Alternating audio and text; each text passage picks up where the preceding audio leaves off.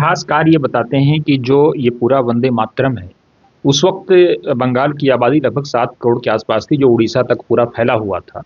वहां पर ये बंगाल को रीजन में रख के लिखा गया था, तो ये पूरे भारत में थोपने की बात क्यों हो रही?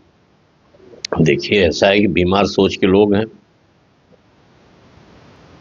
वो कुछ भी कहते हैं।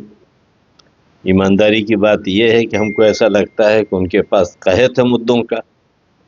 मुल्क में दुनिया भर के दुनिया भर मसाइल हैं, भुखमरी के मसाइल हैं, गरीबी के मसाइल हैं, बेरोज़गारी के मसाइल हैं, हेल्थ के इश्यूज़ हैं, एजुकेशन के इश्यूज़ हैं। उस पर आप बात न करके आप जो है रोज़ाना जो है इस तरह की बात कर रहे हैं। आज हमारी मईशत जो है कहीं न कहीं जो है निचली सतह की तरफ जा रही है। हम ठीक है उनके इत्तेहाद के पार्टनर हैं, इसका ये मतलब नहीं कि हम उनकी गलत कार्यों को अप्रूव करेंगे, और हमारे जो बुनियादी हुकूक हैं उसको भी सलब नहीं किया जा सकता है।